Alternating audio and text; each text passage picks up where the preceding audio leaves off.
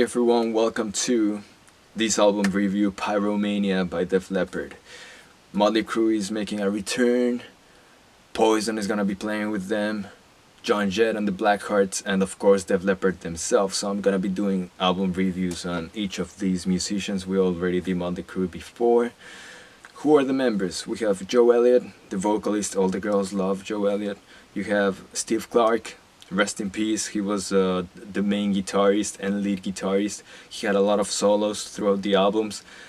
The other guitarist who had a lot of solos too was Phil Collen. So basically Phil Collen was the new member coming in to the band in this album, and the rhythm guitarist who was in the first three albums and was one of the main songwriters, Pete Willis, was coming out. So you have a member coming in, a member coming out. And then you have the Ricks, basically Rick Allen, who's the drummer, and Rick Savage, who's the bassist. So to summarize, the album is basically high energetic, melodic arena rock songs. So if you think rock songs that you hear on the radio, you've probably heard of Def Leppard, and many of the songs that are on the radio still today are from this album and from this band. You split the difference between just straight ahead headbangers, while still melodic of course, and power ballads.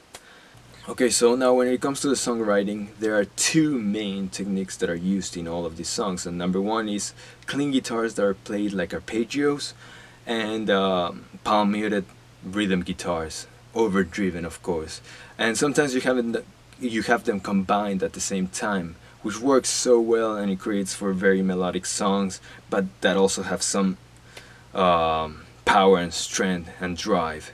So that's good. And then you also have the big harmonies that are found very commonly on the hair metal genre, but Def Leppard's harmonies are even bigger than you're used to, because it's not only like the singer and the guitarist and maybe the bassist singing in the back. They sometimes, especially in the studio, they had additional backing vocals, which created this huge feeling of like a crowd singing with you at the same time. And so one of the things that really makes Def Leppard stand out from most of their competition is that they have so many hooks throughout the songs. Like generally in songs you have like the chorus is the hook and you're like waiting intently for the chorus. Def Leppard is so different in that sense, because even the verse feels like a hook, and then you have like a pre-chorus that is like a hook, and then you have like another pre-chorus that is like a hook, and then you have the chorus, and then you're sometimes confused. Was the pre-chorus the chorus, or was the chorus the chorus? But everything feels so pleasurable that you don't care. It's like everything feels good, and you're having your fun even on the verse. The verse is fun. The verse feels good, just like the chorus, sometimes even better. It does feel like a formula here and there, like some songs do sound like the same as the other one, but it does not feel like, oh, it's the same song, you know? And hey, I mean, there are certain sounds that make up for radio, and then if you start going a little too away from that, then it's not very good for radio. So it makes sense why they didn't move away too much. But hey, there are some songs that have great bridges, and the tempo stops, and then there's just a guitar, and then the drums come, and then they stop, and crazy twists like that right after, you know, the second chorus and things like that. So there are some interesting twists here and there for you to get ready for. So it's not like everything is like verse, chorus, bridge, chorus, and it's done. But yeah, they could have made a little more uniqueness in certain songs here and there, but overall it's a very balanced album. And if we go to the production, hey, it's the 80s, it's Def Leppard.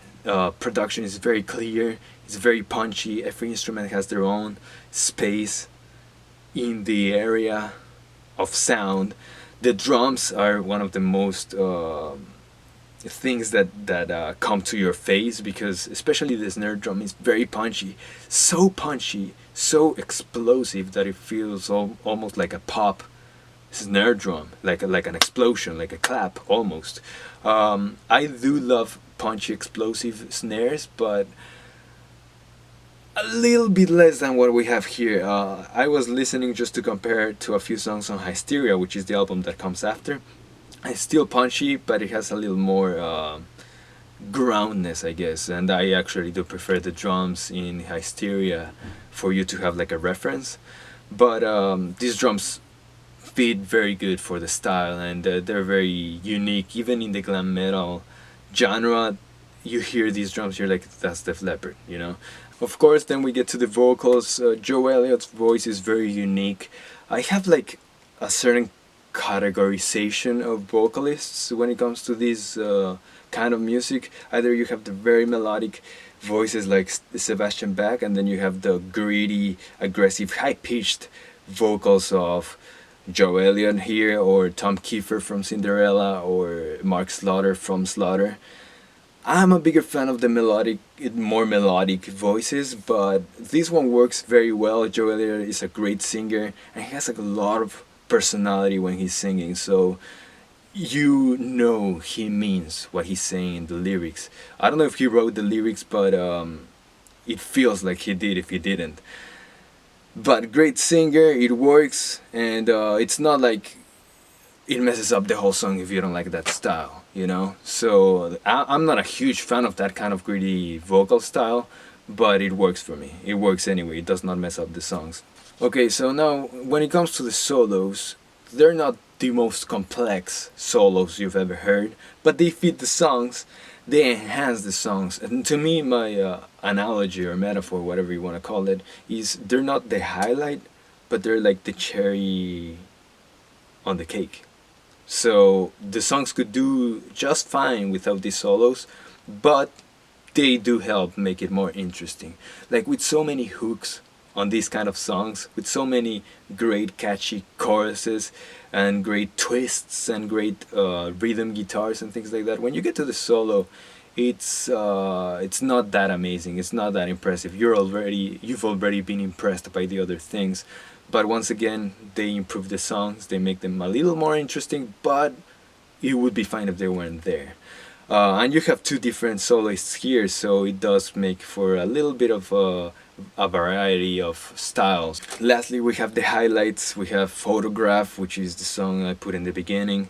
We have Rock of Ages, Too Late for Love, and we have Foolin. Of course, I put the hits, the singles, but this album has a lot of great songs, a lot of catchy songs, memorable songs, so I could just put a lot more of this list, but hey, this is a great, very complete album. So last thoughts, it's a fun album, it's a rock radio friendly album. It's not the most complex kind of music, but it's also not the most formulaic compared to other more generic bands. So if you're looking for some fun, if you're looking to just rock out, this kind of music is the one. They all have a lot of chemistry together, by the way. Like, you hear it, like they play in such great unison that you know they were made for each other musically. But if I have to rate this album, I would give it an 8.5. It's a great album, it's a legendary album, but I guess for my taste, it could be a little more, just a little more. But it's great. It's a great album, great music. I enjoyed it. I'll be listening to more Def Leppard in the future, and don't forget to subscribe, give a like, and rock on.